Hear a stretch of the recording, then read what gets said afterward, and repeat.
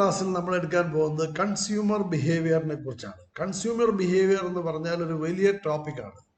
ഈ ടോപ്പിക്കിൽ പല പാർട്ടുകളായിട്ട് നമ്മൾ തിരിച്ചിട്ടുണ്ട്. അതിൽ ഒന്നാമത്തെ പാർട്ടാണ് ഇന്നത്തെ ക്ലാസ്സിൽ നമ്മൾ എടുക്കാൻ പോകുന്നത്. ഈ ക്ലാസ് നിങ്ങൾ കേൾക്കുന്ന സമയത്ത് ഈ ചാനൽ ഒന്ന് സബ്സ്ക്രൈബ് ചെയ്യുകയും അതുപോലെ തന്നെ ഈ ചാനൽ ഒന്ന് ലൈക്ക് ചെയ്യുകയും പറ്റുമെങ്കിൽ ഒന്ന് ഷെയർ ചെയ്യുകയും ചെയ്താൽ വളരെ നന്നായിരിക്കും.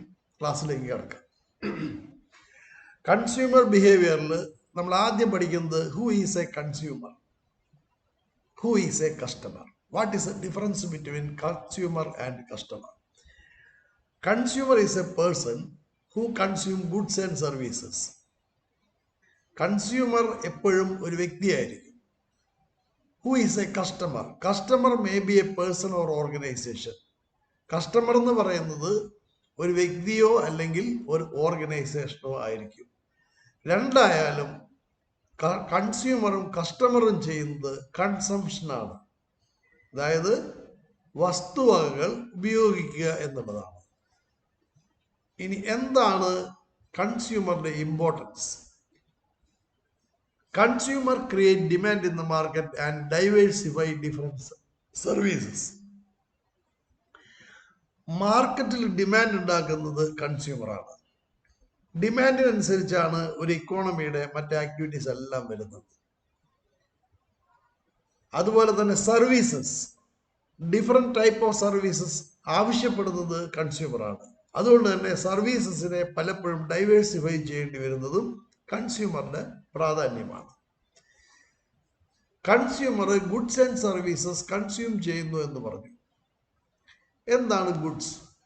Goods means tangible and visible commodities which satisfy the wants of consumer. ഒരു കൺസ്യൂമറുടെ ആഗ്രഹത്തിനെ സാറ്റിസ്ഫൈ ചെയ്യാൻ സാധിക്കുന്ന ടാഞ്ചിബിൾ, ടച്ചബിൾ ആൻഡ് വിസിബിൾ, കാണാനും സാധിക്കുന്നത്, തൊടാനും കാണാനും സാധിക്കുന്നതായ ഭൗതികമായ ഒരു വസ്തു ഒരു കൺസ്യൂമറുടെ ആഗ്രഹത്തിനെ സംതൃപ്തിപ്പെടുത്തുന്നെങ്കിൽ അതിനെ ഗുഡ്സ് എന്ന് പറയുന്നു.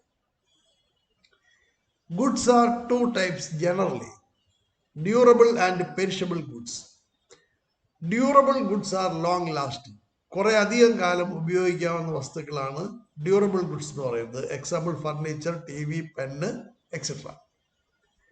പെരിഷബിൾ ഗുഡ്സ് ആർ ഫൈനൈറ്റ്, ഒരു സിംഗിൾ ഉപയോഗം കൊണ്ട് അത് നശിച്ചു പോകുന്നു.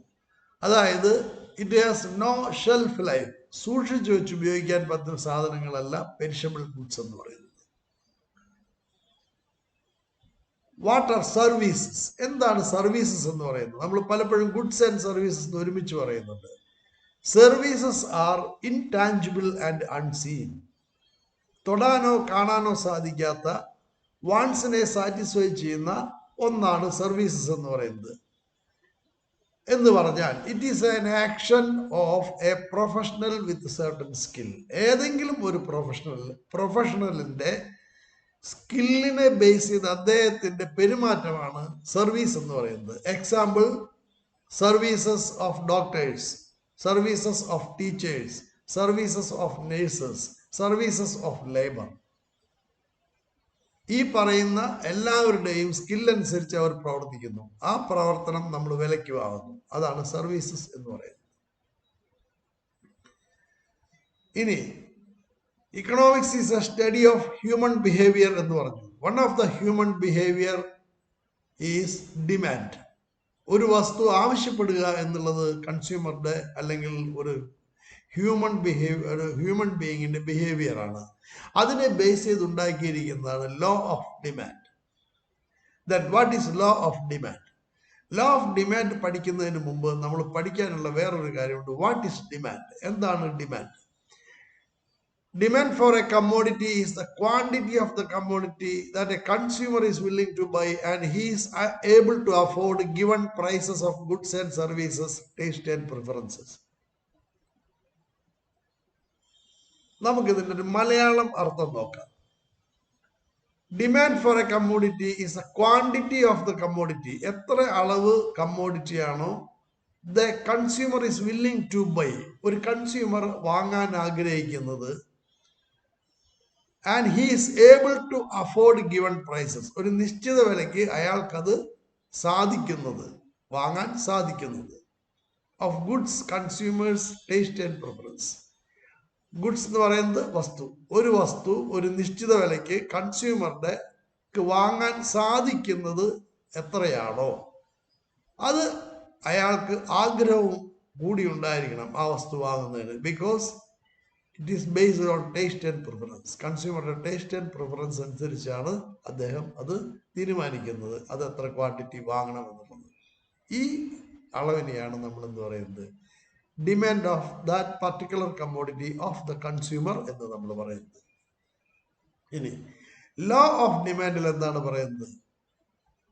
Law of demand explains demand for a commodity and price of the commodity have negative relationship. ഇത് തമ്മിൽ ഒരു നെഗറ്റീവ് റിലേഷൻഷിപ്പ് ഉണ്ട്. When one variable increases, other variable decreases. One variable increases means the independent variable increases or decreases. The other dependent variable, according to the variation of the independent variable, it also varies. That means when price increases, the demand of the commodity, the quantity of the commodity a consumer willing to buy decreases.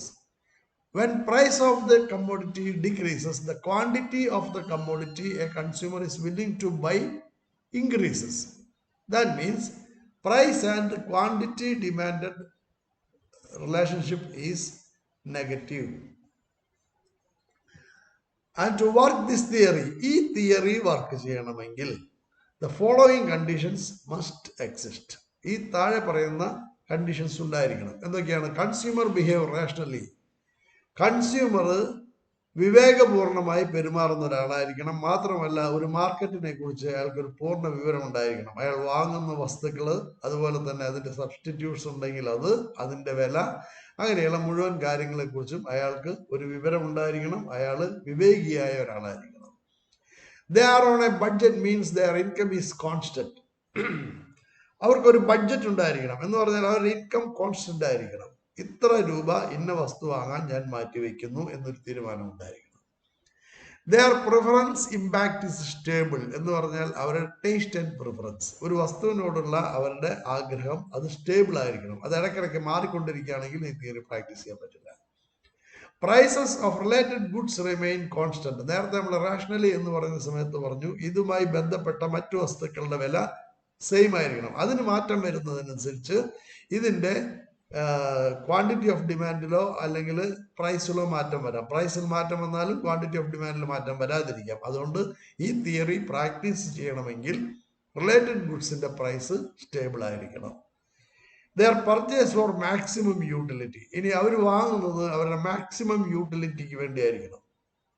അതായത് ആഗ്രഹ സഫലീകരണത്തിന്, പൂർണ്ണമായും ആഗ്രഹം സഫലീകരിക്കുന്നതിന് വേണ്ടിയായിരിക്കണം അത് വാങ്ങുന്നത്. പൂർണ്ണമായും സഫലീകരിക്കാൻ അവർക്ക് സാധിക്കുന്നില്ലെങ്കിൽ നമ്മുടെ ഈ ലോ പ്രാക്ടീസ് ചെയ്യാൻ പറ്റില്ല. Marginal utility from A product is diminishing. ഒരു വസ്തു വാങ്ങിക്കൊണ്ടിരിക്കുമ്പോൾ അതിന്റെ സ്റ്റോക്ക് ഇൻക്രീസ് ചെയ്തുകൊണ്ടിരിക്കുമ്പോൾ അതിൽ നിന്ന് കിട്ടുന്ന ഉപയോഗം, അതായത് സാറ്റിസ്ഫാക്ഷൻ കുറഞ്ഞു വരണം. അതാണ് മാർജിനൽ യൂട്ടിലിറ്റി. യൂട്ടിലിറ്റി മീൻസ് ഉപയോഗം. ആ ഉപയോഗത്തിന് നമ്മൾ പറയുന്നത് സാറ്റിസ്ഫാക്ഷൻ ആണ്. നമുക്ക് കിട്ടുന്ന സാറ്റിസ്ഫാക്ഷൻ കുറഞ്ഞു വരണം.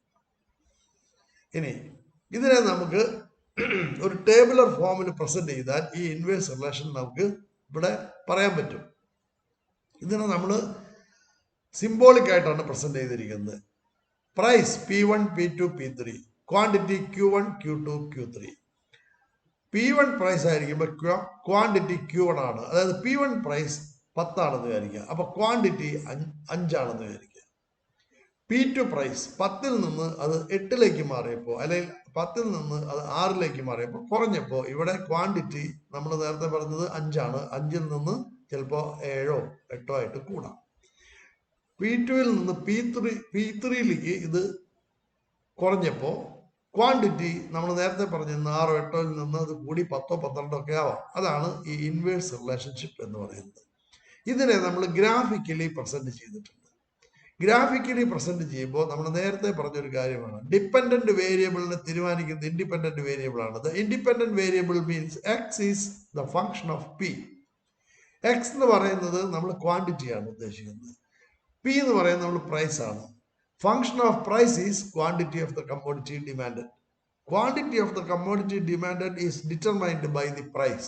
When price decreases, the quantity increases. When price increases, the quantity decreases.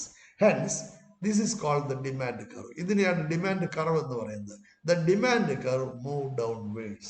Negative relationship ആയതുകൊണ്ട് ഡിമാൻഡ് കർവ് താഴേക്ക് വരുന്നു. ഇനി നമുക്ക് നോക്കാം. P1 ക്വാണ്ടിറ്റി പ്രൈസ് ആണെങ്കിൽ Q1 ക്വാണ്ടിറ്റി ആണ് വാങ്ങുക. ടേബിൾ അതാണ് പറഞ്ഞിരിക്കുന്നത്. P1 ക്വാണ്ടിറ്റി പ്രൈസ് ആണെങ്കിൽ Q1 ക്വാണ്ടിറ്റി വാങ്ങും. ഈ 0 എന്ന് പറയുന്നത് ഇതിന്റെ ആക്സിസ് പോയിന്റ്. ആക്സിസ് 0 എന്ന് പറയുന്നത് ഇതിന്റെ സെൻട്രൽ പോയിന്റ് ആണ്. ഇവിടെ നിന്ന് നമ്മൾ ഇതിനെ ആക്സിസ് എന്ന് പറയുന്നു. ഇതിന് രണ്ടിനെയും ആക്സിസ് എന്നാണ് പറയുന്നത്. ഇത് x axis and this is y axis. This 0 is origin. ഒറിജിനിൽ നിന്ന് ദൂരേക്ക് പോകുന്തോറും വാല്യൂ കൂടിക്കൊണ്ടിരിക്കും. ഒറിജിനലിലേക്ക് അടുത്തടുത്ത് വരുന്തോറും വാല്യൂ കുറഞ്ഞുകൊണ്ടിരിക്കും. അപ്പോൾ P1 പ്രൈസ് ആണെങ്കിൽ Q1 ക്വാണ്ടിറ്റി വാങ്ങുന്നു. P2 പ്രൈസ് ആണെങ്കിൽ അതായത് വാല്യൂ എന്ത് ചെയ്യുന്നു? കുറയുന്നു. Q2 ക്വാണ്ടിറ്റി വാങ്ങുന്നു. Q2ന്റെ വാല്യൂ കൂടുന്നു. അപ്പോൾ P1 എന്ന് പറയുന്നത് പ്രൈസ് ആണ്. അത് P2യിലേക്ക് കുറയുമ്പോൾ Q1 എന്ന് പറയുന്ന ക്വാണ്ടിറ്റി Q2യിലേക്ക് കൂടുന്നു. P2 എന്ന് പറയുന്ന പ്രൈസ് P3യിലേക്ക് കുറയുമ്പോൾ Q2 എന്ന് പറയുന്ന ക്വാണ്ടിറ്റി Q3യിലേക്ക് കൂടുന്നു. This is the negative relationship of these two variables x and y. Then the function of P is the price is function of this is the independent variable. Function of price is the function of price determines the value of x. ക്വാണ്ടിറ്റിനെ തീരുമാനിക്കുന്നത് price ആണ്. ഇത്രയും കാര്യങ്ങളാണ് നമുക്ക് law of ഡിമാൻഡിൽ general ആയിട്ട് തുടക്കത്തിൽ പറയാനുള്ളത്. ഇതാണ് human ബിഹേവിയറിലെ ഒരു ബിഹേവിയർ എന്ന് പറയുന്നത്. ഇനി നമ്മളിത് ഇങ്ങനെ പറഞ്ഞാൽ മാത്രം പോരാ, കാര്യകാരണ സഹിതം നമ്മളിത് വിശദീകരിച്ച് തെളിയിക്കണം. ഇതിന് ഈ ഭാഗമാണ് ഇനി നമുക്ക് ഈ ചാപ്റ്ററിൽ തീർത്തും പഠിക്കാനുള്ളത്. അതൊരു വളരെ വലിയ ചാപ്റ്ററാണ്. അതിൻ്റെ ഈ കാര്യകാരണങ്ങൾ നമ്മൾ കണ്ടെത്തുന്നത് അടുത്ത ക്ലാസ്സുകളിലൂടെ ആയിരിക്കും. Okay, thank you. അപ്പോൾ നിങ്ങൾ പറഞ്ഞത് മറക്കരുത്. ഈ ചാപ്റ്റർ ഈ ചാനൽ നിങ്ങളൊന്ന് സബ്സ്ക്രൈബ് ചെയ്യണം. നിങ്ങളൊന്ന് ലൈക്ക് ചെയ്യണം. ഇഷ്ടപ്പെട്ടാൽ അല്ലെങ്കിൽ ഉപകാരപ്രദമാണെന്ന് തോന്നുമ്പോൾ നിങ്ങളതൊന്ന് ഷെയർ ചെയ്ത് കൊടുക്കുക വേണം.